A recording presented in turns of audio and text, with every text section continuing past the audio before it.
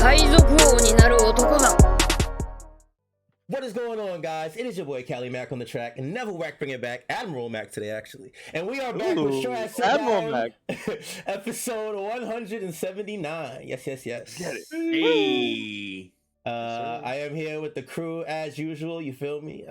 We got that boy Mr. G. I don't know what he is. He got a mask on, but he is in the building. What's going on, bro? What's good, yo? Yo, I'm Luffy trying to sneak into some fancy party, bro, just to get some dinner. Put on the mask. That's layered. That's layered. I fuck with that. That's layered. You already know. Yo, shout out to my team. They won the game this week without me, cause I was at a wedding. And actually, shout out to my friends that got married. Yeah, I should have the first shout out. Order of operations. But I'm not gonna lie, because I was told that they lost the first game and then they came back and won the next two and won the whole thing. So I was like, yes, they came through. So that was awesome. But yeah, that's pretty much it. Also, happy Halloween to everyone. Callie, thank you for wearing your outfit. I love it, dude. I tried. I couldn't do the whole. For those of you that don't know, I was Kizaru for Halloween. This is on my Twitter and stuff. If you guys want to check it out, but I didn't want to put on the whole dress suit thing, so I just got the coat on, the glasses. Feel me? Admiral Max today. Fire. Feel me? Something like. All right. Sure, am I in the building? What's going on, my brother? What's going on? Nice costumes, by the way. I love it. Happy belated Halloween. Hope everybody had a good time. I was chilling, passing out candy and stuff like that. So that's nice. Nice. It's always nice for the kids. It's always nice for the kids to be running around and getting sugar crashes and whatnot. Yep. And then unless you got some strict parents, in that case, I'm sorry. Yeah, that's tough. Gotta hold that. That's tough. Sorting through your candy, telling you what you can and can't eat. Tragic. But other than that, everything's been good, and this chapter is crazy, so can't wait to get into it. Yes. All right. Last but not least, that boy Huss in the building. What's going on, my brother? What's going on? I'm chilling, man. You guys have some fire cautious. Callie, the Kizaru on the timeline was legendary. I was so happy to see that. I that was sick. you.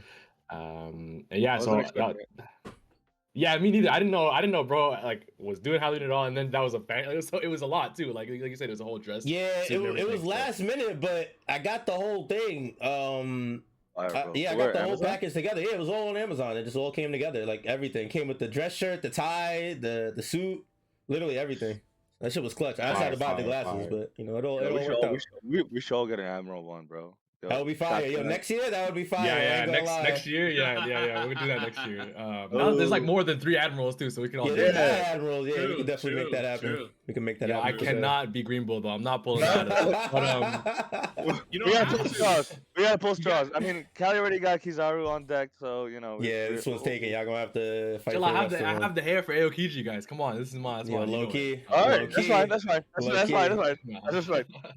Yo, Mine should never be Akainu. Akainu? Oh, damn. He said, damn. He said, damn. I gotta be this bum ass nigga. Damn. You guys gotta play a fighting game set between Akainu and Fujitora, man. Yeah. I was gonna try to be Sengoku. Oh, that's fine. That works too.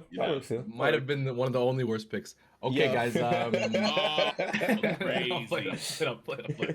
Sengoku back in the day with the fro? I need it. Bro, you gotta do the fro. You gotta do the fro. Come on now. That might be hard. I can't lie. Oh yeah, shit, man. Yeah. I had a good weekend. I watched the only Canadian baseball team lose in Game 7. That was unfortunate. That was unfortunate. We were right there, but it's all good, man. I was not really a baseball fan, so it's all good. I'm not a bandwagon. But yeah, man, sick weekend. I'm excited. Talk about this crazy chapter though. Let's do it. Let's get into it. Crazy chapter. A lot of crazy shit happened. I popped off multiple times reading this chapter, and we got some stuff to discuss. So let's just get into it, right? Chapter 1164, Davy Blood.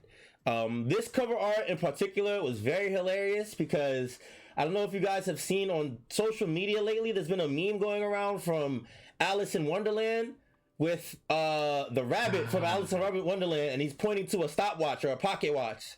Like, you're running out of time. So Oda has to be on the internet at least a little bit, because here we have a rabbit holding a stopwatch, dressed as Mihawk. I think it's a funny little nod, if that is the case. What I want to say is that it's a reader request, right? I think someone had the plan to like make Oda draw this meme. Oh, you're right. Tamari Shinonome is, right? Yeah. And I saw the way, even the way Oda drew it, it's like it's not. It would kill me if he did it. You know that hardened me, my boy don't cut internet. I think it's one of those.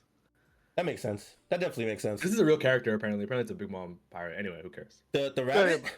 Yeah. The rabbit. Yeah. Yeah, because I mean, it makes sense. Big Mom was the whole Alice in Wonderland theme. That makes sense. So, That makes sense. And we have seen the rabbit before. In Whole Cake. So. Yeah, he exists. Yeah. I did see a little bit of a deep dive on this cover. I don't know how much credit this has, but I saw somebody on Twitter, say that they think that this is alluding to a Perona side story where Perona is currently looking for Mihawk because the rabbit's dressed as Mihawk, and you see Perona thinking about Mihawk as she grabs the rabbit. Okay. I don't think it's really significant, but it's something to maybe make note of. Yeah, because we saw she was looking for Gecko Moria already, right? Like kind of. Yeah, so they could possibly be looking for Mihawk now, but it's significant anyway. It's not too significant. Right. I was just gonna say I remember seeing theories a while ago of like Gecko, Moria, and Perona going to like cross guild or something like that. Yeah, all the Shichibukai ending up on cross guild. Yeah. I can see that. I can definitely see that. Yeah. Cool cover story, but let's get into the actual chapter. Yep. All right. We start this chapter off with Ibu holding our beloved great goat pirate himself, Rox D. Davy Zabet. That's crazy, beloved. But I'm with you. That's my goat, man. It's facts. How things have changed. It's absolutely, man. Yeah, this guy is is a goat, bro. He's a goat, man. He's a goat. He's an absolute Chad, man. He's a goat.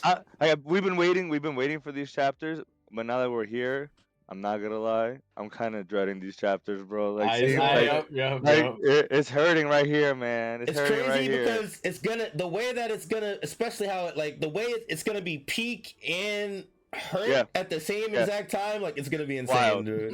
It's gonna be crazy. Insane, yo, masochist, bro. He's like, yo, pain and pleasure at the same time. Do you have a question to start the chapter, or is it later? No. Do I have a question about the chapter? You said you wanted to pose us a question quickly. Was it oh my god. It was a silly question, actually. We can do it real quick. It's really a silly question, just so stupid. If we were in the One Piece world, do you guys genuinely believe that you would have Conqueror's Haki?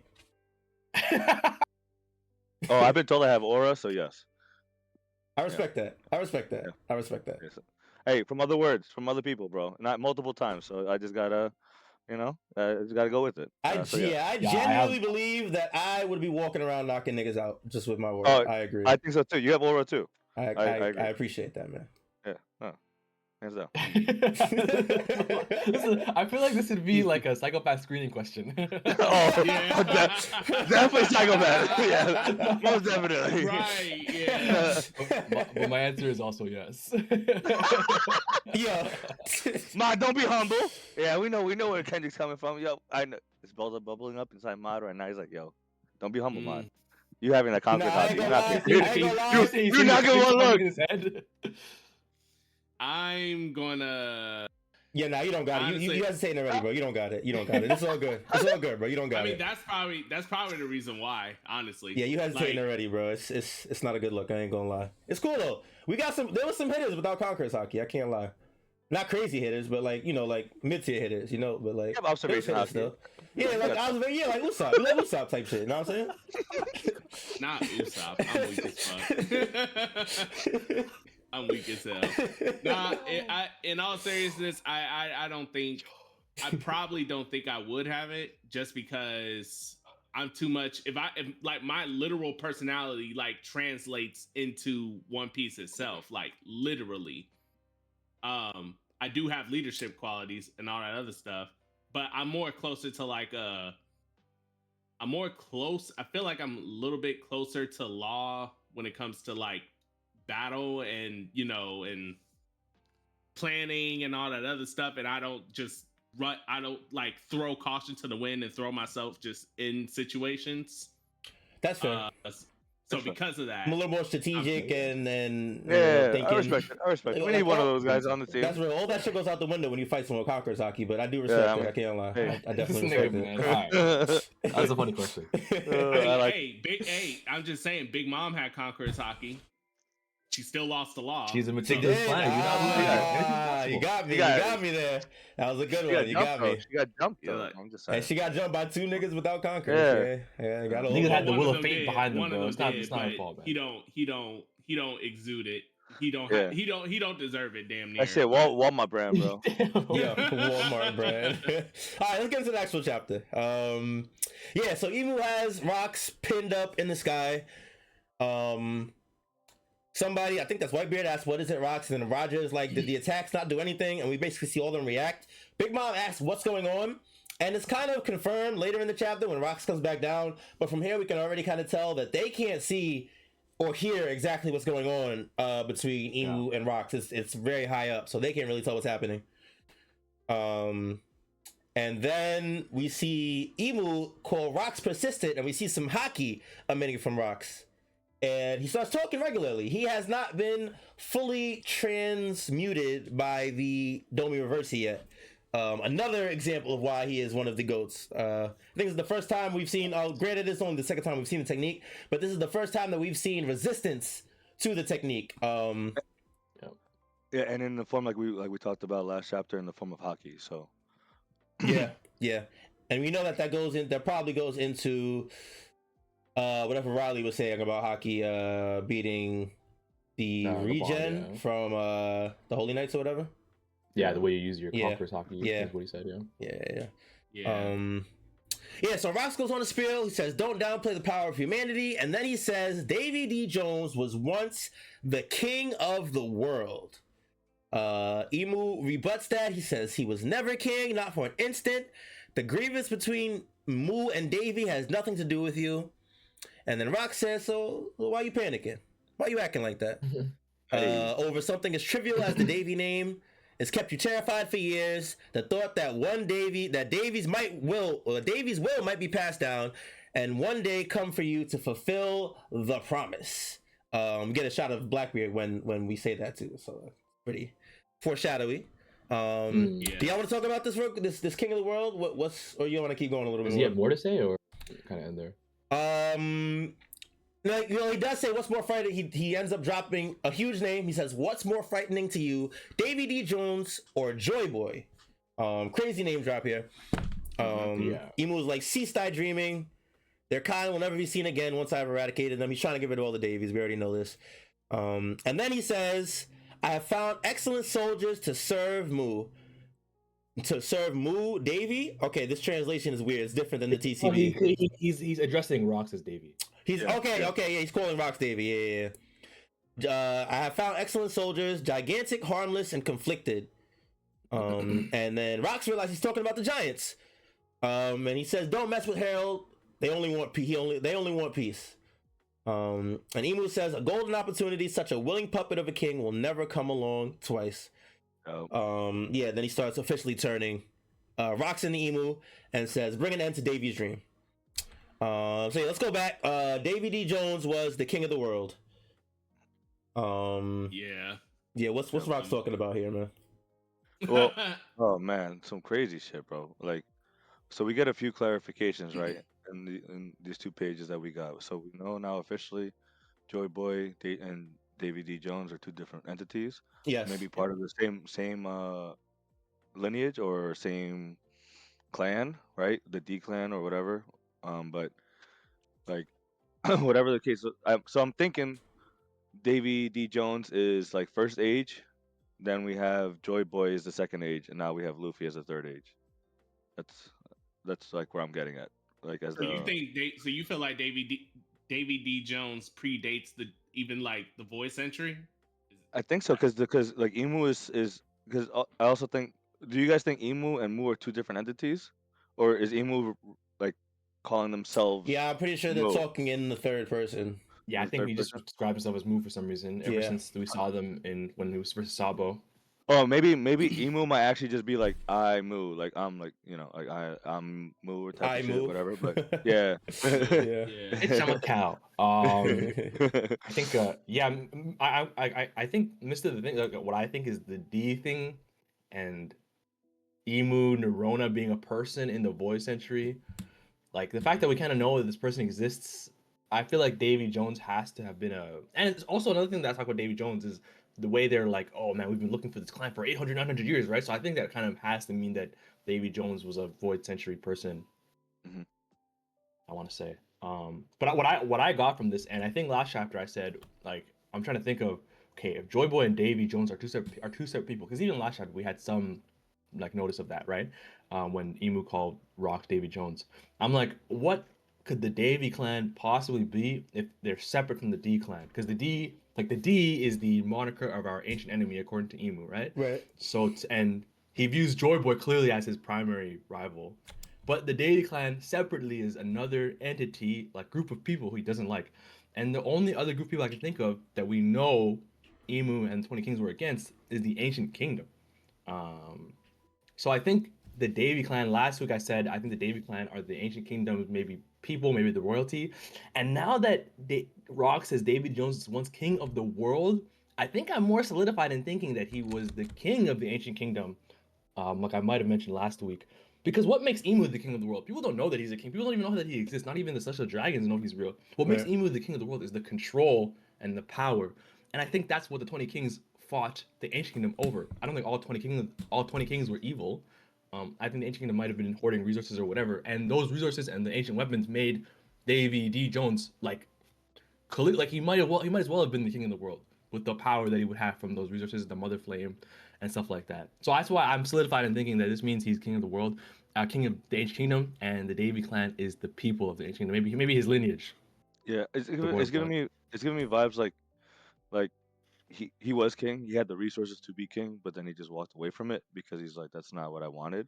Uh, I wonder if, because I know we've seen a lot of instances of brothers in One Piece, right? So I'm wondering if like Mu and Davy were brothers or relatives at some point, and like one brother will be jealous of the other. The one that has everything is like, I don't need this, and then the other one takes over, and then he's like power hungry, like always trying to take it, but he knows, rightfully so, he's not the right heir. Like he's not, that doesn't belong to him. So that's why he's always afraid of like, someone coming from his brother's line coming on along and taking over. But That'd be an interesting. I don't know. That would be an interesting if that was the way that it occurred. We definitely know that there is. He says it. Emo says it himself. He says that there's a grievance between him and Davy. Yeah, they go back. Yeah. So they Or definitely they were go part of the back. same crew. Yeah, they're definitely connected in some way or another. This goes back to what we were talking about last chapter or 2 chapters ago with Emu possibly betraying Davy in one way or another. Oh man, yeah. Now that you said that, like, what if that is the start of the whole pirates betray each other because they were part of the same crew, and then like they fucked over, because we've seen many instances of people apologizing to Joey Boy, and all that stuff. So I'm What's wondering the if it ties into that Yeah, in a it's way. possible. What's the Yeah. Do you guys remember the legend of Davy D. Jones in the One Piece world? The one that they The talked way about on Foxy. the way Robin, yeah, Yeah. Robin said that Davy Jones was like this pirate that was killed by his own crew or something like that because he hoarded their own treasures in his locker, and he was sunk to the bottom of the sea. Um, And that's what they call the Sea Davies locker. yeah. So yeah, if you die at Davy sea, Jones you get locker, your soul yeah. gets trapped in Davy Jones' locker. So I don't know, Kelly, if you had somewhere you want to jump off on that, but No, go ahead. what so that actually brings me to another huge point that I've been thinking about because of this chapter, right? The fact that Davy Jones, if I continue to go on this spiel of maybe the Davy clan is the people of the Ancient Kingdom or the royalty of the Ancient Kingdom, Mm-hmm. like to me, uh, something that comes to mind is the thing that Doflamingo said at Marineford. Pirates and Marines, like justice and evil, these things flip around with the ages, and the rules are written by the victor, right? Or history is written by the victor. Right. It makes me think that, bro, was Davy Jones ever even a pirate? I think maybe later in his life he could have been, but I think the way that they flip the script with his legend is like, yo, he was a pirate, but in his real life he was a king, because Emu and the current world government is like, yo, they're the evil guys. They were the pirates. They're the criminals of the world. You know, in the past century or whatever, right? I think that makes me like that idea kind of solidifies me in thinking that, you know, he might have been actually the king of the ancient kingdom, and then they've kind of took over his rule or whatever. And and I heard a great point by, I think, I don't know if it was Randy Troy or King Recon, that was like, man, Blackbeard is like the most piratey. Oh, it was Mr. Morge. Blackbeard is the most piratey pirate in the world, right? We've been saying about him for literally the 4 years we've been doing this podcast, right? Yeah. But imagine the the realization of like, what if he's actually descendant of a king that had these, that was originally, you know, the ancient weapons belonged to them. They had this power kind of rightfully because it was their own power. And he's been robbed of that by Emu and Twin Kings, and he's just trying to get that back through his piratey ways, being forced to be a pirate because of the conflict in the Ancient Kingdom. I was like, yo, that shit makes so much sense to me because of what we've heard here, right? That would be fire. It would change how we all, like, how everybody feels about Blackbeard. So, like, I know there are, like, real life Blackbeard supporters and stuff like that, and I used to think, like, how the fuck can y'all be Blackbeard supporters? This dude does the most scummiest of scum shit. Yeah, not too much of my dude. When you break it down like that, right? And the Rocks via through the Rocks flashback, we see that, like, okay, so Blackbeard is not like totally we can basically sympathize with, like, where he's coming from easier than before. And on top of that, if the history is like what you said it is, Huss, then yeah, that's going to be a hard one, because it's going to be a lot of people that will root for Blackbeard because he's trying to fulfill Davy Jones and Rox's will, and even if he's doing it in a scummy way, we like Rock so much now that it might be okay. For some people it's okay. So with that being said, it's just going to be interesting to see, like, what the true history is with Davy Jones, and that will in turn affect how we feel about Blackbeard. So yeah, I agree. I definitely agree. Blackbeard stocks are going up, man. I can't lie. I've been saying this since the shit started, but stocks going up and up the more we get into God Valley. All right. I had something I wanted to say about the Herald thing, the Giants. Yes. Yeah. The TCP kind of changed the ending. I don't know who was right in the end, but he kind of said, he kind of pointed, Emu said that about how pliable Harold was, like how easy he is to kind of influence, and he said your deposition right now to Rocks is kind of similar, right? I think he said something like that.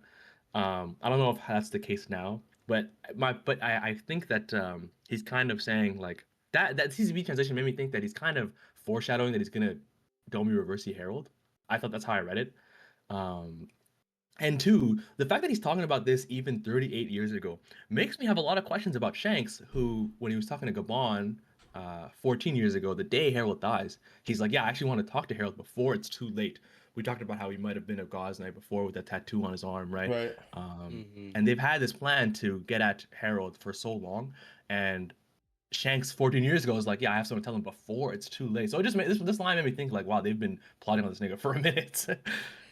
That's actually a good connection to make. I was just gonna say, it makes me wonder, like, because I wonder why it took so long if that was the case, and I think it definitely deals with whatever happens here, right? Like, I think Emu does get actually hurt enough that, like, or something happens that it has to wait those 14 years to be able to do that, you know? They play the long game all the time. So Yeah, you know, Emu when the is stars definitely on align, there. he's ready. So That's true. Yeah. All right, let's keep going. Emu, I guess, ups the Domi Reversi power, and Rocks eventually, he succumbs to it. He comes crashing down in front of Whitebeard, Big Mom, Kaido. And Big Mom asks, "What did he do to you? What happened up there?" And then we get a little bubble that he says he's starting to disappear. Or he's going to disappear. He starts to fade, loses consciousness. And then we get one final order from Emu to end Davy by thy own hand and erase all life that was involved with God Valley. So he stands up and this nigga looks 10 times rawer now. I know he's in a fucked up spot, but he looks cold as hell. The cape turned into wings, and he's bigger now. Like he looks crazy. He looks crazy, bro. Yeah. He says, "Everybody move it. There's blood that must be erased from history." And then he jumps up to Kaido, grabs him by the head, swings him into a wall. Kaido's down for the count. Immediately knocked out. This shit makes me sad, bro. Yeah, it hurt. This one hurt, man. This shit hurts. This is the line right here. He's like, pirates always betray you. And I think like it happened so fast, he probably has no way to even think. He literally says, "Rocks, what are you doing?" He thinks it's still him. Yeah. And then we see even Big Mom says, "You know, are you turning on your own people?"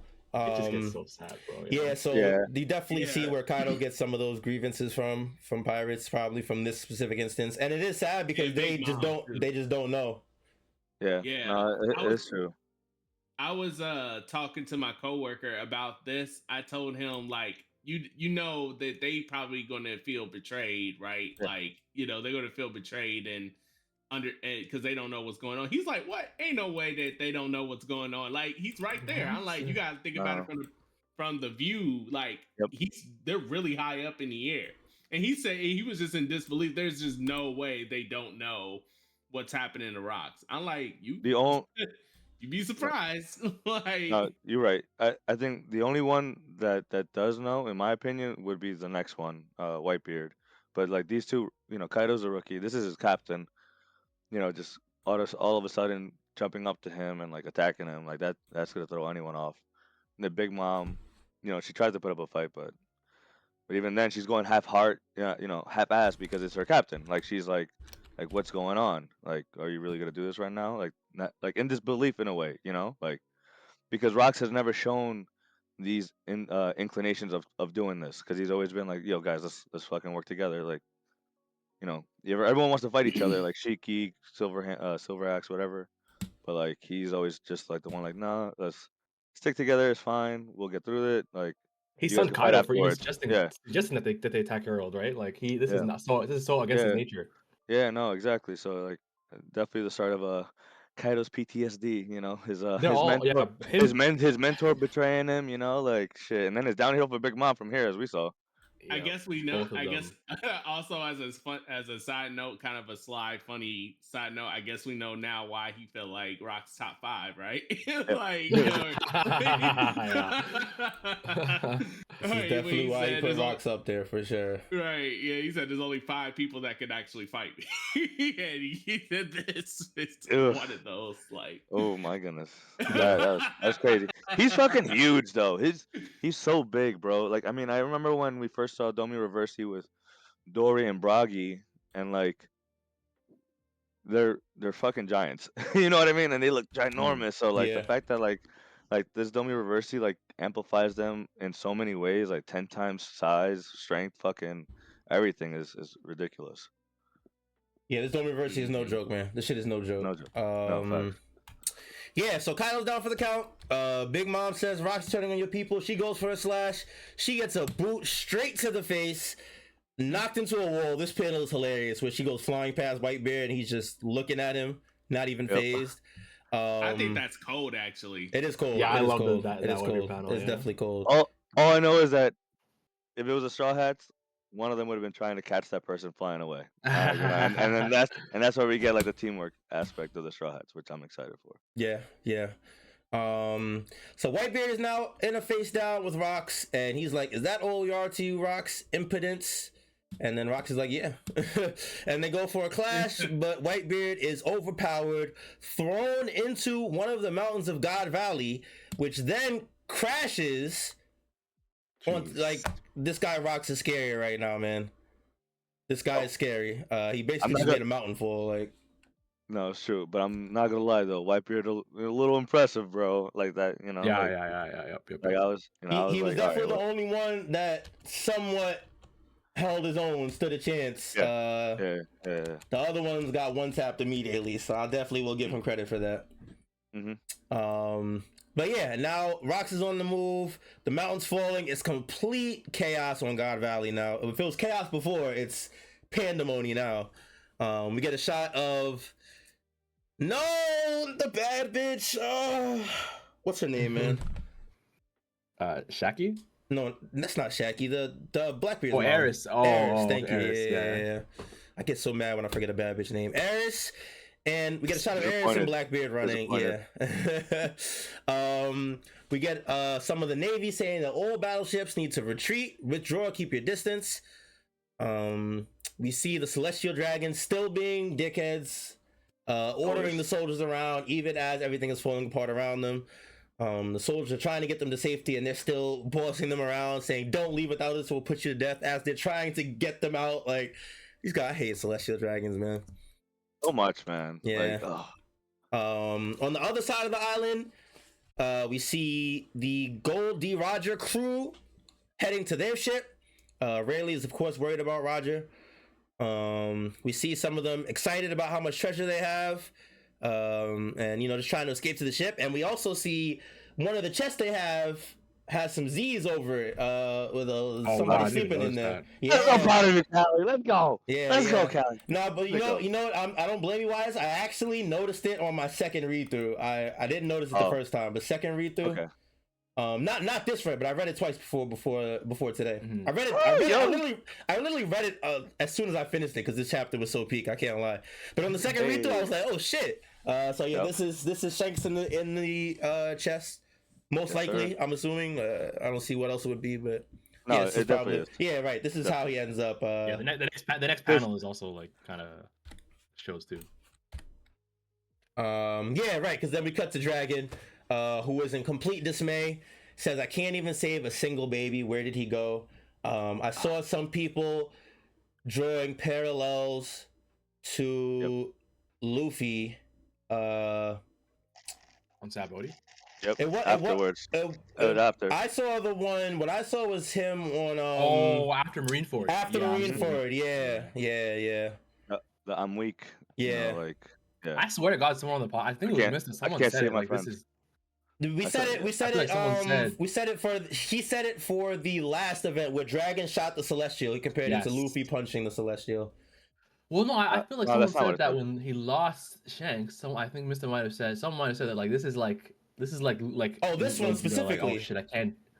Yeah, maybe not this page, but like the one before when Shanks goes into the treasure. When he misses it initially, yeah.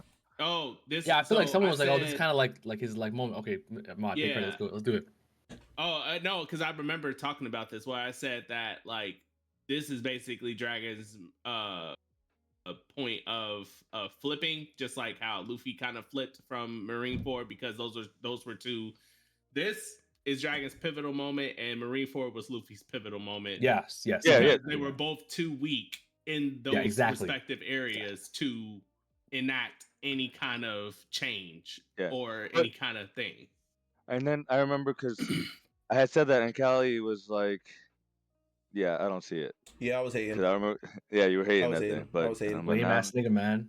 Hey, it's on brand. It's on brand. I'll take it back. I will take it back because this panel definitely. I feel this panel more than I felt the last panel, but because they're both kind of neck and neck, hand in hand, I gotta give credit to the last panel too. I definitely see the parallels. Yeah, because I remember you hating. I don't even think it was really the panel. I feel like it was like the moments of like the. I just saw the visions ahead of time. The observation hockey is real, bro. Like, you guys saw it. Yeah. I agree. You guys saw it back then. Definitely observation and not conquerors for sure. I feel hey. I mean, it's both because I was right from the beginning, so it don't matter. I respect it. Yeah, unfortunate moment for Dragon, but as we said, this is definitely going to be his turning point where he becomes the Revolution, world's worst criminal, whatever his moniker is. I can't wait, bro. Yeah, I can't wait. Yeah. We cut over to Ivankov and Kuma. Ivankov and the other girl too. Damn, I'm blanking today, man. It's been a long night, man. Jenny, yeah. Oh my god, I'm terrible for that one. You spent all your hockey on the Shanks pull. Yeah, that's real. That's real. Ivankov and Ginny are pleading with Kuma, trying to get him to stop saving people. But Kuma, being the absolute realest motherfucker on the planet, says there's still lives I might be able to save, and then notices a life that he can save. We then cut to Captain John, who is still alive and kicking and wounded but walking, cursing Ganzui for hitting him with the booger bomb. Hey, okay, let's go. He Yeah. remembering. Yeah. Oh, he said the name. Oh, my bad. Well, I was gonna say. I will still give you credit. I'm still. I can't see right now, bro. I can't. can't. I got my glasses on right now. I'm like right here, like with this mask on, like trying to read. I can't see shit, bro. So It'd be like that. We cut to Ganzui after this, and he's cursing Shiki, saying that this is actually a change from the TCB line. He's asking, is there even any escape off this island? But I think the TCB was like, you won't escape off this island alive or some shit like that. Yeah, asshole, you'll never make it off this island alive. Yeah. Then Shiki starts laughing. He has some treasure chest on him. He says, "You thought you could get the best of me." What does this line mean? This line confused me when I read earlier this week. Well, I think he's just taunting Shiki and Ganzui for thinking like you guys could have. Or John and Ganzui. Yeah, sorry, yeah, John and Ganzui. Excuse me. Yeah, I think he was just taunting. Okay. I thought you fought him. I thought you fought him. Oh, and maybe that's he may have. You know what it is, yeah, because this panel with Ganzui is kind of hard to see what's going on. Maybe he's like laying down here, defeated. Yeah. Maybe. Or like fell down, maybe. I can't tell. Get the best of me, like as in like because remember previous chapter he told him how much the chest was worth. Yeah, he was like, what? Yeah. And then next thing you know, we see like a close up of Shiki looking dead serious, and I think that they fought. It's an implied fight, off screen Blackbeard moment, and and he's running away with the chest now because he won the fight. So okay, at first I thought that, but after reading it and how he says he's asking him, is there any way to escape off this island? I think at this point Shiki just took the treasure and just said, you thought I'm gonna help you guys? Like, fuck out of here. I'm out of here. Like, I'm bouncing. I'm with you. Ganzui also does not look that hurt, honestly. No, because he doesn't. Yeah, because John's the one complaining about Ganzui because we saw that attack, and Shiki and Ganzui were kind of together, but like we don't see anything. Because I did think it was an off thing, but because of this, the dialogue, I don't think they actually fought, and I think Shiki just fucking bounced and just took the shit and was like, yeah. I'm not staying with you guys. Then what's with the line? You thought you can get the best of me? Like in TCB, he also says no one gets to drop on me too, and I think that could also be seen as like no one outsmarts me or outplays me. Exactly, yeah. Like he's being paranoid in like the sense that they're trying to betray me, like they're trying to bring me in to fuck me over type of shit, and like So he's like, I'm not gonna jump that. Yeah, so you're saying he just simply snatched and ran. Like he just did. Oh, yeah. Because he's been pump faking this shit too, right? Like literally, like some of the first things we heard from this guy, we're just not gonna last. I'm only here till like it explodes or whatever. I think he's more mad. They thought they could get rich by betraying the crew first before him. That's how I viewed it. Especially because of because this dude John did try to betray everyone by taking all the treasure for himself, and Ganzui was like, nah, not today, not today, dude. So. And so then Shiki's like, I'm not gonna even risk it. I'm taking this and I'm going. And I wonder. He said is there even an escape off the island? I'm like, Shiki can float. Like he can. Yeah, he can already fly. What are you talking about? Yeah. That's why Ganzui is the one asking that. Like, so like Shiki's fine. Like he'll be. Yeah. I wonder if there's anything interesting in the chest. Like, I don't know if we know anything about Shiki related to treasure. I haven't watched Strong World. Because he already has his devil fruit, right? So it's not that. We just know it's something like $1 billion worth, $1 billion berries worth, something like that. As it was mentioned last chapter, all the chests are $1 billion berries. Yeah. So I don't know. I just wonder if it's gonna be. I don't wonder if it's gonna play into anything. It's gonna become anything later. Yeah, I imagine that Oda isn't just showing all these people for no reason. I think if Captain John was done, then he would have just been knocked out on the island. They didn't really need to show all this stuff. So I can imagine everything comes into play. Especially as events transfold and the climax of the island happens. There was actually a good point that somebody made about how Shiki spoke about Goldie Roger. I think when he was in prison. I can't remember the quote. Do you remember the quote, Huss? Well, I just remember he was thinking like, "There's no way they caught Gold Roger" or something like that. Right, like, right. And he was bigging up Big Gold Roger. Right.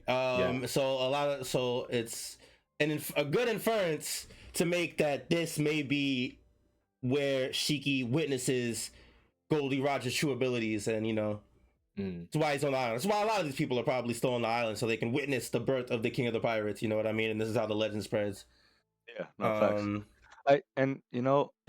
Now that you said it, Callie, it makes me think about that panel with Rayleigh just now, asking about Roger. I think whatever happens here, I think the excess use of hockey or whatever is what shortens Roger's life and like affects him, like that how he gets sick. I think this is like how it happens, and Rayleigh kicks himself in the ass every day because of it, because he wasn't there. You know what I mean? Like that. At least that's what I'm thinking. That's how I'm feeling. I feel like this is really early in time before his death. Like he was still very young here. He had a lot of time left. He did a lot of stuff. Agreed. But I think like this is like the start of that though. Like the start of whatever like was killing him because of fighting this great evil. You know, like this crazy Domi reverse form of rocks type of shit. Yeah, Like, imagine it's even like like fucking into him with the fucking a lot of hockey used and parasite. he, like taps into that shit like really. I mean, I think the sickness is an interesting thing. It's like an uncurable thing. I feel like there definitely has to be some explanation for it. I mean, it could start here. That's not even a bad point at all. I'm not gonna lie. I don't like I don't like the hockey thing. Yeah, I just don't like the power system and being a negative in the end. Like I don't think I'm a fan of that idea. That's fair. I mean, that's just something that I'm thinking of because like they've mentioned so many times how hockey, like hockey comes from something. I wonder if it's like some type of form of life force in you, and I wonder if that's like he like really like taps into another form of that. You know what I mean? Like yeah. Because they always mention how Roger has the highest hockey of all time, and we saw Rox try to beat the Domi Reversi with hockey, and he didn't. So the thing now we get to see like the next form of that, and that's where Roger steps up, and like you said, he becomes the king of the pirates. Like right, really comes into that. Yeah, it's definitely possible. Okay, so everything on the island is chaos. The Marines are telling all forces to get to the shore. People need stretchers. The woods are on fire. It's complete anarchy. And then we cut back to Rox, who has finally caught up with his wife and child. She screams, "Zebek, you look just like ... So she knows something, and then it's confirmed that she knows more than we think she knows, because her next line is, "So you lost. I'm sorry you had to face off in order to save us, but it was too early, wasn't it?" That line is crazy. That confirms so much for me personally. So this means that probably in most cases, if you get Domi Reversi, that's it. Like that's the end of you. Like what makes you wait? How did you get that from this? Because she's basically, it feels like she's now in mourning, like the way she grabbed Teach and everything, and plus what she said, like, so you lost then, I'm sorry, and she's crying. Like, you don't just cry when someone loses a fight, like, necessarily. I think that under most circumstances, this means that, like, you're probably gone. And earlier in the chapter where he said, like, I'm fading. I'm fading, yeah. I see what you mean. I think that is possible, but I also think that it's possible that they just don't know. There could be a way to reverse it, and nobody knows it yet. You know what I mean? Yeah, that's why I said in most. That's why I don't think he's saying that's not the case. Yeah. I said in most instances that probably means you're gone, but like, okay, yeah. What's his name? Like, if it's anything like a Joy, like how I theorized before that, like the drums of liberation from Joy Boy could reverse it or anything like that, like. I think so. I think it will. I definitely think that there's a way to reverse it. I don't think that Dorian Broggy are just going forever. Like, yeah, agree. I don't think Oda's gonna off him, but I mean, we'll see. If he does, then he's changing his ways. So, that would be crazy. But no, one thing I did think that was super interesting though in this was the fact that, like, when she's like, "I'm sorry, dear, you had to face off in order to save us, but it was too early." The fact that she was saying it was too early, so that means that Rox, Zebek had an idea of what like he had something planned to fight Emu. I mean, which we knew because already, in the beginning, yeah. So so that means that she knows. So that means who else knows? Blackbeard. So this is like the fact that like Oh, like you his know mom what? knows. That definitely didn't even occur to me that we've been trying to figure out Yes, how Blackbeard has gained all of this knowledge, and the answer It's really exact- might be right in front of our face this whole time. It's exactly what I'm getting at. I don't want to get I also think like a little too piece ahead. was like later in the chapter we see, because we all thought that she Yeah. does not make it out of here too. Yes, Right? I think yeah. that's what part But- of yeah. the questions about it. let's But yeah, we'll get there when we get there. Yeah. yeah. I do want to say about the Blackbeard thing too. Like, yeah, we saw that he had a plan for sure, like you said. But specifically, there was 2 devil fruits that he talked about, right? One of them being whatever the Elbaf one is, right? And we've debated what that could be. But I think Callie, man, you mentioned something last chapter. I thought that made me think a lot. Like when I was thinking about this chapter, bro, I took notes at work on Friday. That's how long it was. It was one of them chapters. I don't blame you.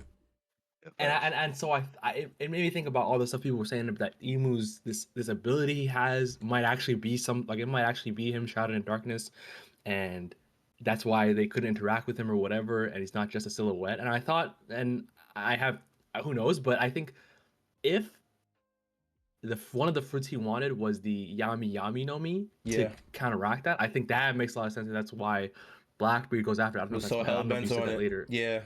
Yep.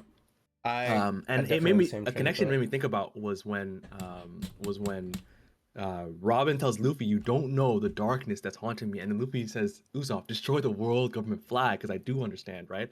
And I think the darkness could be part of that, right? This darkness and how the Yami Yami no Mi is darkness. That's why he can control.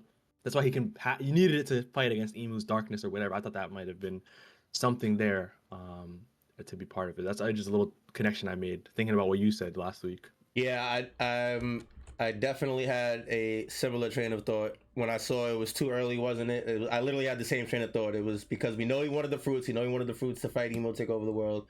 Mm-hmm. And if the dark fruit, yeah, I had the same train of thought. I'm not gonna repeat your whole thing, but yeah. And this is actually one of those things that makes me think like, I think this is another piece of evidence that makes me think that the other fruit could be Luffy's fruit, the one in Elbaf. And the reason I say that is because if the darkness, or if this thing, whatever Emu is in the mural, needs everyone to come together to fight it, I could see that Rocks maybe thought, I'm gonna have Davy Jones' fruit, and Harold's gonna have Joy Boy's fruit, and we'll come together to defeat Emu or whatever, like as friends and comrades. I'm not gonna force them to do that. Yeah. And I think that could be like the blueprint for how they actually beat Emu. It's gonna be Luffy and Blackbeard or whatever. Luffy, Blackbeard, Loki, yeah. Because that nigga died in this arc. I'm sorry. No, I'm just saying that. No, but I see the vision. Because they're saying like even Emu had mentioned the fact that the Giants are a pivotal point to this war between Mu and Davy, right? Like they have been the key this whole time. So like once they turn, that's gonna be the big turning point of this war, and then next thing you know, shit starts happening, and who knows? Like, yeah. I wonder because of the ancient. Remember how we know that the ancient society used to be huge, right? Like they were ginormous people, like the giants, or maybe even bigger. I'm curious if the reason why Emu wants them too is just as a workforce to operate those big ass ancient weapons or machinery type of shit. That's possible. That's definitely possible. Yeah. Yeah. So she is in despair now. She holds on to Teach, and she says that they will jump into the sea and they'll have to swim. Whatever it takes to keep the Davy blood alive, you have to survive no matter what. As she reaches the shore, unfortunately, she gets sighted by a Navy ship who goes off to fire cannons at her. As they're doing that, Rocks comes in for the killing blow, and just when all hope is lost, at the last second, that boy Bartholomew Kuma comes in and whisks both Blackbeard and his mother away. Oh my goodness. Go. Yeah, dude. How he survived this afterwards is beyond me, because it looks like he took a cannonball and a rock slash. Oh man, I'm hoping Kuma survives it. He doesn't. Neither of them hit him. Is this poof? This last poof is him. That's him. Yeah. Oh Man, you so good. You so good, White House. That I was makes gonna say sense. like, I, cause for a the second I reason I thought, thought that, I was sure because I remember I read the chapter and I was like not scared for him at all because we see him right after the God Valley where he's praying for people. Right. yeah, and he's not hurt. Church. And I was like, yo, he's literally just not getting hurt at all. What happens? Right, So that's knew why he I was gonna get hurt. confused. But then makes sense. I feel like there's a plot hole there because where did he go? Because Ginny and Ivankov are still on the island. He doesn't leave the island here. He just dodges the attack. Oh, I guess I never thought of because we've only ever seen the transportation part of this fruit use long range. It never occurred to me that you But that's how he like seems to teleport in on through the bark and wherever we see him. He's using the fruit. Yeah. Yeah, but it's always It's- long we range. see It's him never. It's always it's- long range though. It's never just from. But it's when No, he- but you it's- know when it's where he's he been moves to. very It's fast. where he's been You know when he to. moves. Stop, wait, guys, hold on. You know when he moves very fast, like on Thriller Bark, Nami sees him. She talks to him actually, and then he just is gone instantly. He's still on the island. He just uses his fruit to move very fast. No, you're right. That was after Perona, I believe. Yeah, exactly. When he Yeah, disappears yeah, Verona, yeah, you're that's right. Nami, Yeah, not, you're right. Luffy. You're right. And I was- Exactly. You're right. I It was gonna- didn't occur to me. They have mentioned that he it's where he's been to before. Like that's why he was able to send the Straw Hats to previous areas that he's been to. Right. So I'm thinking that he just pooped back to Ginny and Ivankov. Type Yeah, of- wherever they were. Yeah. Yeah, But that's at fair. first, He's going. at first I thought the cannon hit the ground first and then like it caused rocks to miss. But you're correct. That's more accurate. One thing I thought was interesting though in the previous panel, Teach's mom, Iris, right? Yeah. Her saying, "We'll jump into the sea."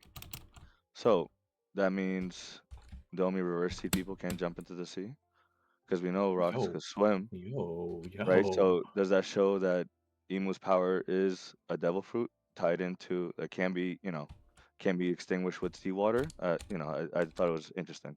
Either can that be was- extinguished with seawater or just simply touch just can't touch it. They lose or the energy like Domi the reverse Loki users, frequency yeah. just clumps. Yeah, and even then, even if it wasn't a devil fruit power, the fact that like we have inclinations of Emu being the forest god versus sea god, so I wonder, if that's a whole thing as well. So that's something that just caught my eye when reading that. That's possible. That's definitely possible. Yeah, but can we just big up Kuma for a second though? Because this shit was No, OD, yeah, bro. no, bro. Unexpected. I popped the Unexpected. fuck off when I saw this shit because and Oda paneled it so well because we see Kuma see somebody, and then in between Kuma seeing somebody, we get Captain John, we get Ganzui, we get Shiki, and we get all these other people, and it kind of distracts you. It not only makes you think, not only is it a red herring, it makes you think he might be saving one of them, but it also I thought it was distracts Dragon, you. to be honest. Yeah, we see all these people in between Kuma seeing them and the rescue actually happening. So Oda paneled this very well. It completely threw me off guard, and Kuma is probably the best side character in One Piece. I'm not gonna lie to you, man. Oh no, dude. I think he's got to be at least in the convo, man. Kuma is bro. He saved T. That's crazy, dude. And then you see, I just What a noticed crazy. the ship is split in half. By the way, from rocks. Just Yo, I didn't even notice that either. Holy shit. because my eyes are like right here. I was like, oh shit, that shit's cut in half. No, that's a good catch. I didn't even peep that. Holy hell. Why? Yo. Shit, that's wild. Yeah, Rox. And I think Rox is also like this in this flashback becoming quickly one of the best one of our other favorite side characters. Yes. And so to see Kuma still, because we're like when we saw God Valley in Kuma's flashback, we're like, oh man, I want to see the real God Valley, right? But then Kuma still having an impact here is like we didn't expect it, but it's such a sick turn of events, and it's such a like a nice wrinkle. It's like a little one of those little One Piece isms that's like honestly, I think this is one of the best One Piece little side moments in like how much a small connection between these characters impacts the entire story. Right. Like, bro, think about it like this: if this doesn't happen, Ace doesn't die. Yeah. Because Blackbeard's the one who captures Ace. He's the one who kills Thatch. Like, but at the same time, like, he wasn't gonna the Yami Yami no Mi. The world doesn't go the way it does. Or like, so many things don't happen the way it does just because of this one moment. Right. Blackbeard, Rebecca kills Blackbeard and Ares. Like the day clan's over. This shit never ends. Like, what a crazy moment, man. Yeah, and it's like, and honestly, you could say that about God Valley as a whole. A majority of the events that have happened so far shape the current world of One Piece for sure. The survivors, Definitely. man. The survivors, like the ones that lived and saw Like they like, nah, they went and shaped the world in their own way, to what we know the One Piece world that we have today. Yeah. It's crazy. Kuma's goat. We know that he saved 200 people. So the fact that we've been 500, seeing bro. 500, I thought it was like 200. Yeah, I think it's Oh 5. It shit. was I think it was 5. Yeah. Regardless, hundreds of people were saved thanks to this little guy, right? Just learning how to use his power quickly, without even practicing anything like that, stepping up to the plate, and the fact that like we get to see, like, because we thought it was just like fodder people that he saved. No, like he saved some important ass people. Yeah. Like aside from Ivankov and Ginny, obviously, but like Teach and his mom, like the fact that Blackbeard's mom might still be alive and she knows shit is exactly how Blackbeard knows shit. Like it's absolutely, we don't know if she's still alive, but regardless, her knowledge is passed on to him, and that's why he's so up the take with everything, dude. Like it's wild. I wasn't like we said, we weren't expecting her to still to be able to survive this. I thought she was dead, but that is not the case, and that's a huge. Definitely That's has another key huge player. implications moving forward for sure. Yes, dude, huge. Because like Yeah.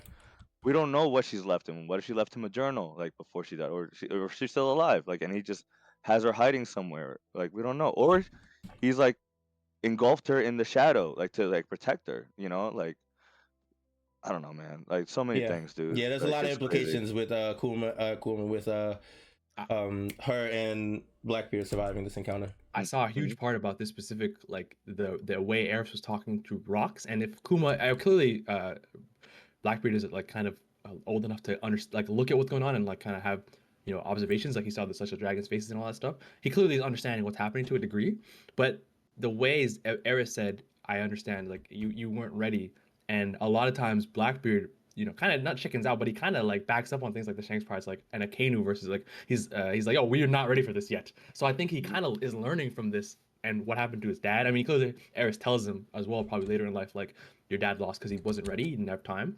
Right. So it kind of shapes a little bit of what Blackbeard does. Like, no, we're not doing shit until we have time or until we're ready. You know what I mean? He wants at least like a mostly guarantee that he can win. Yeah, and this is why anyone that's ever thought that like Blackbeard have conquerors hockey, hell the fuck no.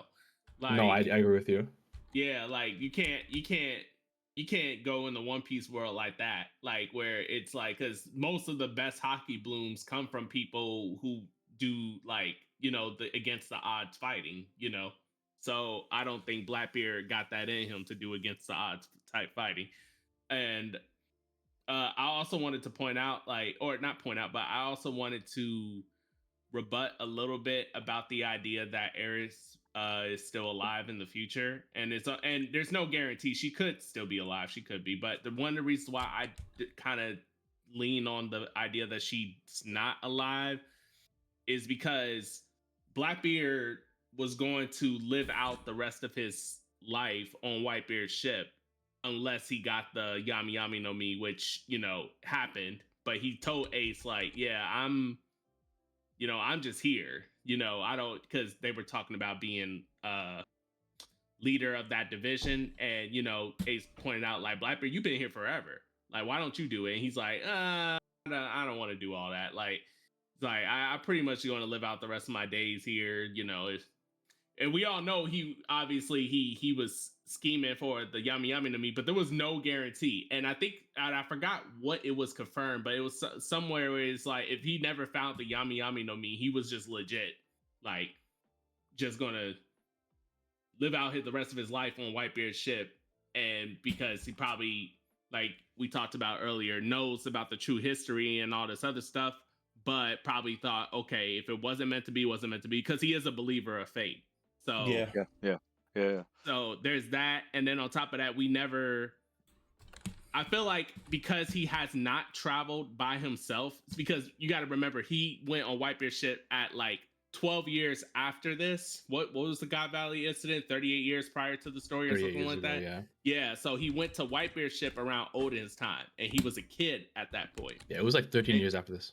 Yeah, so he was on Odin's ship from, I mean, not Odin's ship, but Whitebeard's ship from that point when he was a kid all the way into his 40s.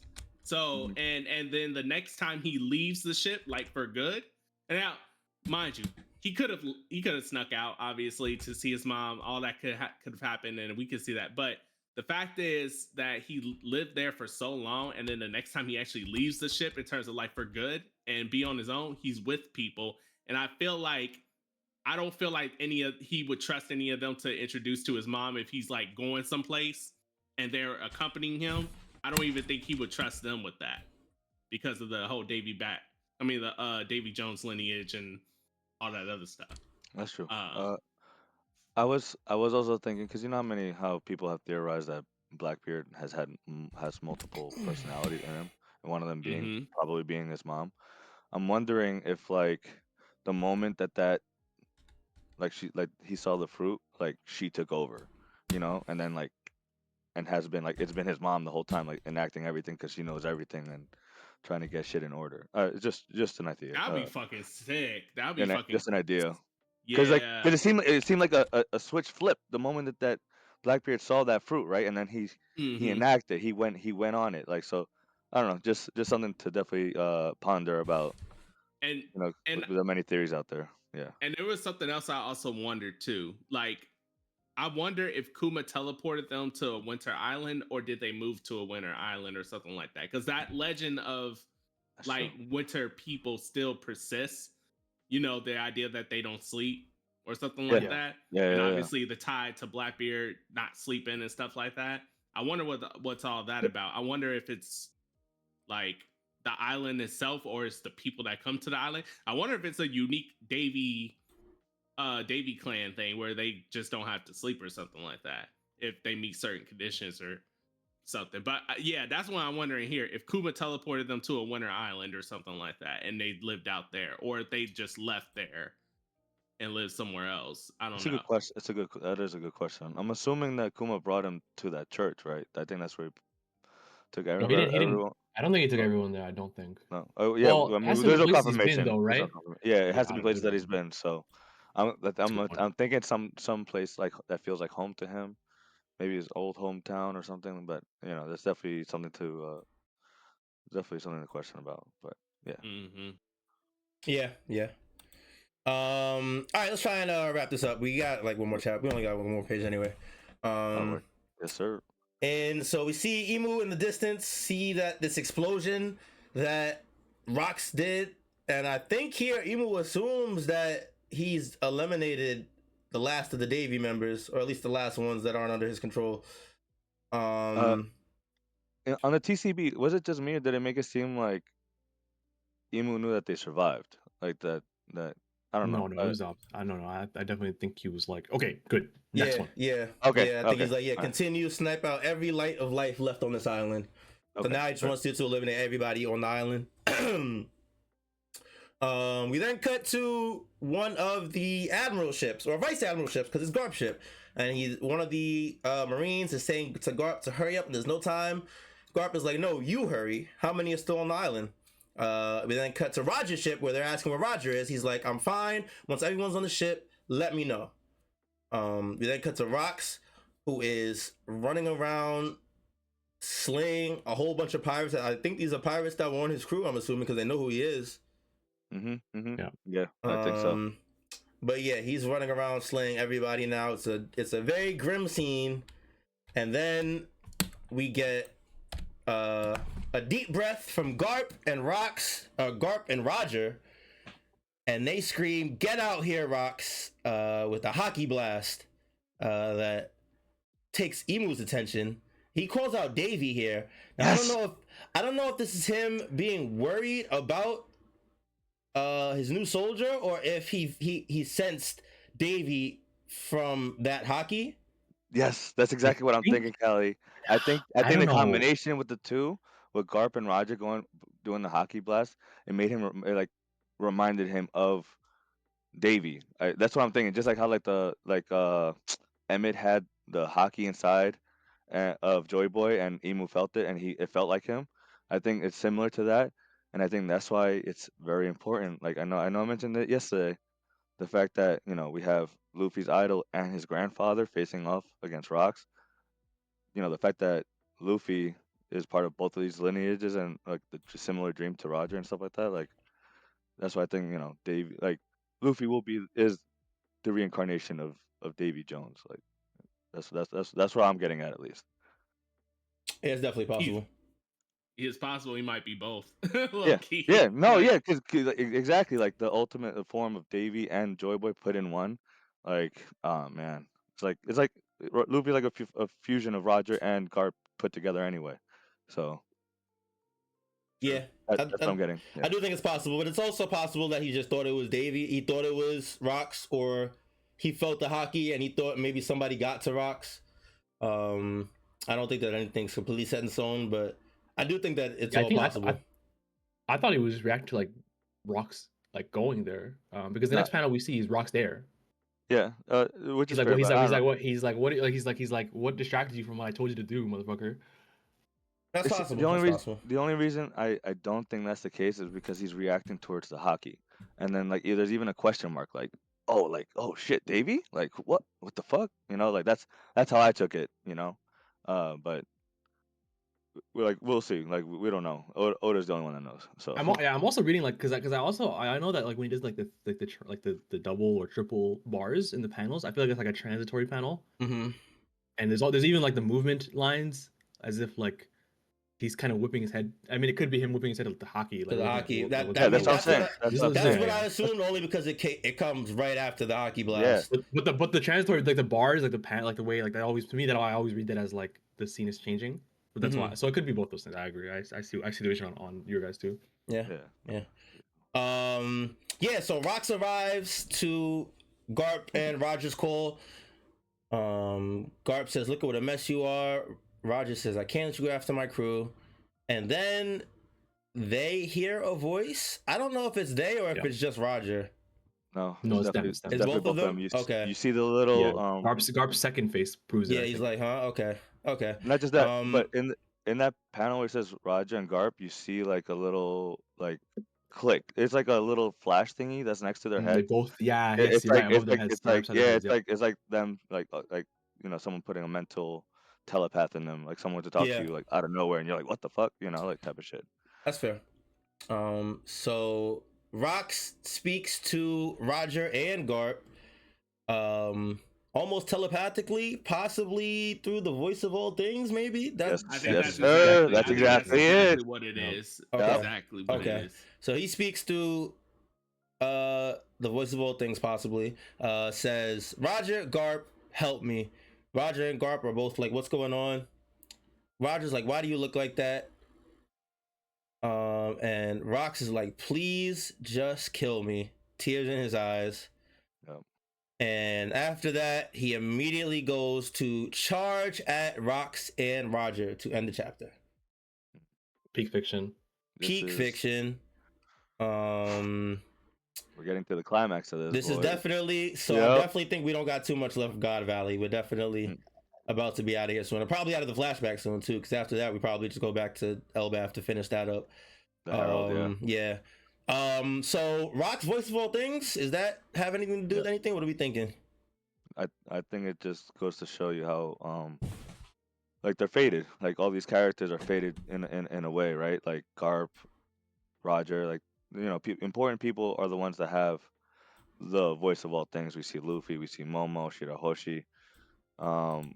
These are all key players to whatever this big game of fucking One Piece, that's going on right now. That obviously the only one that knows is Emu. So, I think this is how Luffy's gonna be able to talk to the ones that are Domi Reversied and able to change them, or like, use to like Mad was saying, use that drum of liberation, and it like gets them out of this like this weird trance that they're in, this possession. I think the point you just made about the Domi Reversi and Luffy being able to like still communicate with them is actually like a great point, because something small that happened in Elbaf was Chopper going to save Gabon from falling after he gets slashed, and then Luffy's like, oh, Chopper fell, and then Luffy's like, wait, how did I know that was Chopper? Right? I think that was I took it then as a sign of his voice of all things improving out of nowhere. So I think that's a good point. And then it comes back up here, right, being used here. And earlier when I read the chapter, I was like, oh my god, Garp has voice of all things. And then I was like, why am I surprised? This is Luffy's grandfather. Bro. Luffy is the blood of Garp with the will of Roger. I mean, like, Nah, he might be the GOAT. I really want to know what the voice of all things. How does that even happen? You Yep. know, because Yep. I wonder what it is. Is it something? Is it like that's in isolation of its own, completely like completely different category? Is it like amped up super observation hockey or something like that? I agree. That could be something like that too. That's how Or- that makes sense to me. or That's definitely possible. That's definitely possible. Maybe what if it's a D trait also? Yeah, that too. Yeah, What if it's a yeah, unique like D clan thing? Yeah, you know Or how like only something that whatchamacallit, people with access to ancient weapons or something important in the One Piece world like Shirahoshi, because I know technically she has it, but it's not the same. It's like communication, like she could actually communicate with Her and Momo can talk. Yeah. yeah. Momo So was not the Zunisha. same. But Yeah. definitely like we always said, like there's layers to it, right? Like there's Mm-hmm. different levels, and it definitely makes sense. Man, this is crazy. Yeah, this shit is rough, man. This shit is definitely rough. That panel killed me when he was like, "Please just kill me." Tears in his eyes. That Yeah, shit hurt, man. yeah, it does. That shit hurt. It does. This is definitely going to be the end of Rocks, unfortunately. It's kind of crazy how it like I read the chapter. I saw Garp and Roger do the combined hockey pulse to like draw rocks. I was like, yo, this is the hypest shit I've ever read in my life. And then instantly, I'm just like, fuck, why am I so sad? It's like simultaneously so hype and so tragic. It's so sad, man. And you know what this chapter has made me think, man? I have truly lost all respect for Harold. That guy's a bitch ass nigga, man. That guy is completely a hoe. No! Oh no! No, I've been giving him a little bit of like grace, but it's up for that nigga, bro. He hailed bro. the realest nigga in the series, bro. This nigga Rocks was just trying to do good by everyone that in You're his not life. wrong. He had You're this not wrong. big ambition that he wanted to get through. He only gave up on the ambition No. because his family got hoed. And even when his family got hoed, he had an avenue. He's like, Harold, help me out here, man. My family is in trouble. You can help me. And all Harold did for this nigga was like, I'll help you, but only because it looks good for Massa. You know what I'm saying? Fuck this nigga, man. Get this guy off. I hate Harold so much. okay, bro. That's been a general criticism we've had of him since he started But on his mission. I have given him grace. Yeah, but it's over for me. This Yeah. nigga Rocks is the GOAT, and he hoed him so hard. Yeah, no, I mean, I'm not mad at that. that's fair. You're not wrong. All I'm gonna say, story purposes, if Harold was here right now, it's over. Like it's like Garp and Roger getting.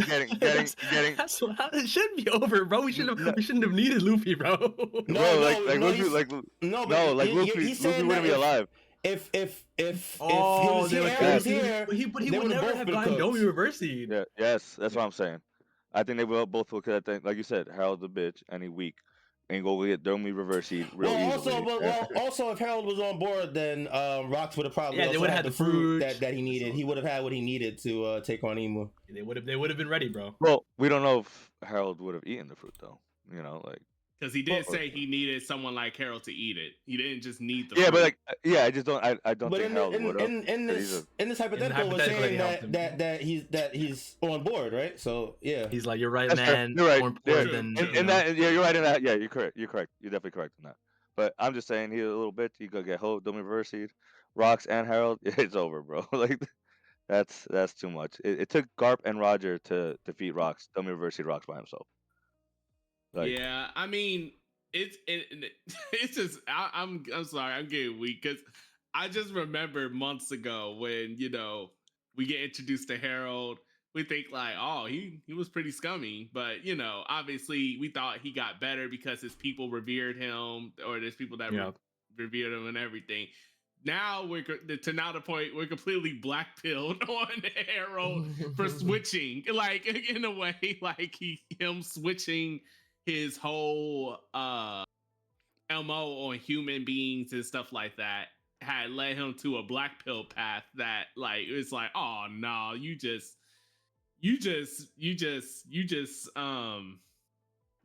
too much going in the other direction to the point where you just like fucking over everybody now.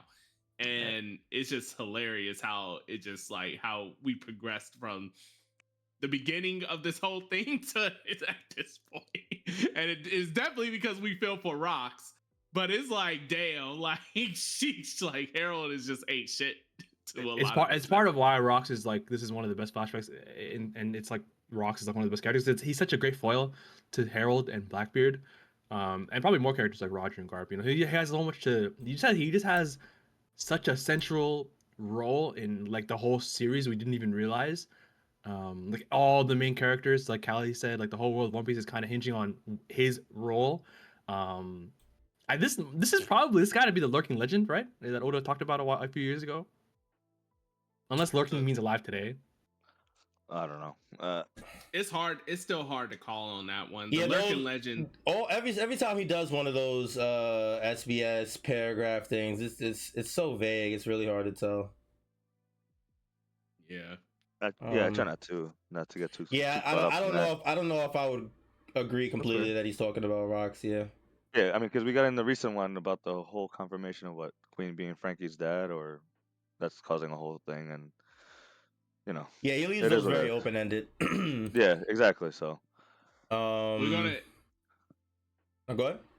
what is it? I was gonna say like we're definitely gonna see here. Not only we're gonna see Roger, you know, pack dummy reversey rocks up, but we're also gonna see through extension pack Emu up. I think that because Emu's not off this island yet, and I think that Roger's hockey is gonna Roger and Garp together, but feel like it's going to be implied like Roger's hockey is what's going to send Emu okay. Now I want to ask y'all something though. How fucked up is Emu, right? Because and that's rhetorical. We all know he's fucked up, but it's like put this into perspective. This dude or woman or whoever they are, they said Davy or you know Rocks in this situation kill every last light of life on this island. That think about what that implies. That implies not just pirates, not just Roger and them. That includes Marines and celestial dragons because there's still some that's running to ships and shit. He wants everything gone. So You don't care. he has no loyalties to nobody, even if you are the biggest kiss up. He does not care. He uses you. He sees everyone as an you insect. get no reward for it. Yeah, like he sees everyone as an insect. The moment he got on the land, Saturn, right? What did he do? Attack everyone, even the Marines, like even people that are under him. Like Emu Yeah. doesn't care about human life. Emu considers himself a god above everything else, and like that's just how Emu is. Yeah, but it's just so crazy that like because we all know, right? Like that it's throughout the One Piece world, the celestial dragons were considered like, you know, untouchable because if you touch them, you get admirals call on you, you get, you know, all this shit happening to you. Even Emu don't fuck with them, or at least not fuck with them enough to care about their own safety in this situation. Just because this situation is so out of control for Emu, and Emu's like, fuck it, kill everything, get rid of all of it, every life, get rid of it. Like I'm like, damn, like see, and this is how you know, because how he sucks with complexities, because he was like this even when Lelouchia Kingdom, when you know when they were going through, you know, the Gorosei was like thinking about like, oh well, okay, what did we fire this on? What do we do? He's like, oh, just fire that Lucia Kingdom, and they're like, wait, what about? Oh no, it don't matter. It's just because they're like they're the first thing right there. Like just get it, just use that. I'm like, damn. So you just treat everything as perishable, like everything, like it's just no consequences to nothing. Like, do you have any kind of values, like anything in terms of like caring for anything? No, dude. I mean, he showed you literally Saturn, right? One of the people that has been working under him for so long, you fucked up way too many times. Dead. I'm gonna take your power, like as if you were not to turn you to dust, and that's it. Emu does not care, dude. Like Emu's not a person, bro. And exactly, and it mind boggles me how anybody who knows his existence, who knows that he exists, will willingly choose to follow him. Even it, mind you, even if you're a celestial dragon, you're a celestial dragon. You're pretty much for the most part the scum of the earth. Obviously, we've seen good celestial dragons and stuff like that, but for Single the most one, part, yeah. you're right. Well. Or shout out to Rosinante. I was forgetting about Rosinante. Yeah. I was about to say, yeah. And 3 is that anyway. Yeah, exactly. Yeah, exactly. So, but for the most part, you're pretty much scum of the earth, right? And it's crazy to me how you could be like that, and I can still feel somehow still feel bad for you if you knew about Emu's existence or whatever. But was like, and you still follow him, and like I just don't. And because it mind boggles me, how could you still do that at that point, even if you're the scum of the earth of a celestial dragon? Like, Well, I mean, it's like what's going on in real life right now. Like, like people following this dude, our president, shit like that. Like, it's the same fucking shit. Like, people have their reasons. They want to go with greed or whatever. Or that's what they believe. That's what they believe. I mean, they're still it's scummy, and obviously it's like correlation to what's going on in real life in a way, which is crazy. Oda on that Simpson shit always fucking like like foreshadowing shit, showing shit like, but like it definitely it's the same question that we're asking ourselves, right? Like, how are these people following this guy? It's the same shit. yeah, it's just because it's just crazy to me how people like for Garling, like he took the Gorosei spot from Saturn. Yeah. And I'm like, do you know how he is? I'm thinking to myself like you're fucking scum, but do you know how he is? Like, it's just crazy. Like, some people just want power, dude. I mean, like it's just how it is. Some people can't explain it. And like, he views y'all as pretty inconsequential. Like, and it's just like, what is like? Because and it's crazy because most villains, sure, there's some shit ass villains that don't care about like literally nothing, aka like characters like Frieza and stuff like that, right? But you can see that they have some semblance of preservation for something. You know what I mean? Like, they care about something. I don't know what this dude cares about. Like, legitimately, I don't know if everything is inconsequential to him. Like, everything. The only thing they care about is themselves. That's why they're scared, and they're trying to prevent this promise from happening. Yeah, they definitely like sold their soul to the devil. But yeah, I we'll see if Emu is like on his like real biblical devil shit, because we saw his ability and all that stuff. Yeah, but yeah, he's definitely cool with destroying the whole world if it means he doesn't get found out, like Shay said in the Twitch chat. right. And yeah, also, like what did this dude do? Like, what? I'm like this dude is making. What does he have like, to hide?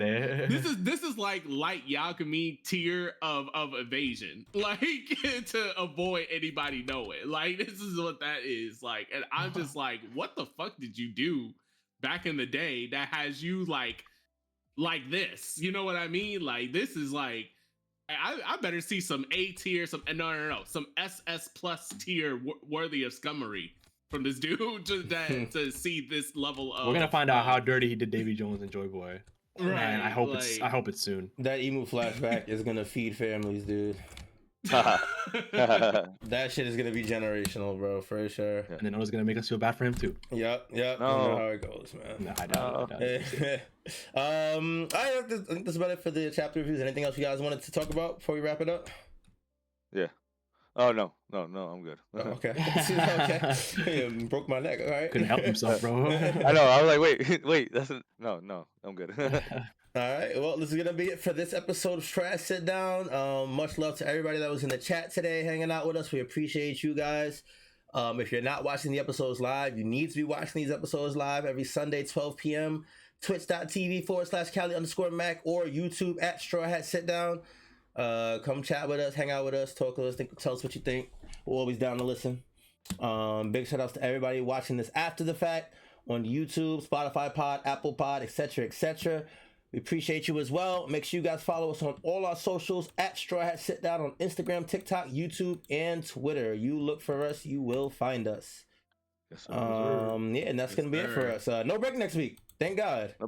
Yes, sir. Yes, Let's get sir. it. Yeah. 3 in a row. I know that shit's gonna hit. I know next week's chapter's gonna go crazy. So we're definitely looking forward to that. And we I will would be have been back. sick if we ended on a break with this Yeah, one. no, I would have been sick sitting here for 2 weeks on this chapter. I would be livid, yo.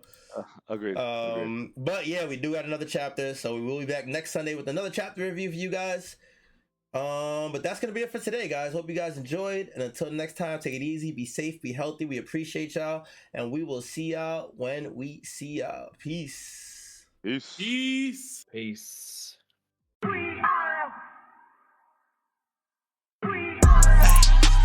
Who gon' get down? We are. This that straw hat, sit down. We are. Who the crew with the fleet? We are. Who gon' piece that one piece? We are. Who gon' get down? We are. This that straw hat, sit down. We are. Who the crew with the fleet? We are. Who gon' piece that one piece? We are. Straw hat, sit down, crew in the building. We Corona to these other podcasts. We gon' put these people in their feelings when they hear this, and they know that they can't top this. We spit facts and we poppin' every time an episode is dropping. We see D3 in the corner, Mister, that's a real G with the green screen in the background. Got him looking like he in a real scene. We got Big Mod in the cut, always ready with rebuttals, but he bring the knowledge when we in the huddle, so you know the crew is never gonna fumble. And it's wild huss, last but not least. If you ask me, then Cali, mad at captain, make him rally around me. Every Sunday we gon' run deep, and we can't stop until we find out about that one piece. Who gon' get down? We are. This that straw hat, sit down. We are. Who the crew with the fleet? We are. Who gon' piece that one piece? We are. Who gon' get down? We are. This that straw hat, sit down. We are. Who the crew with the fleet? We are. Who gon' piece that one piece?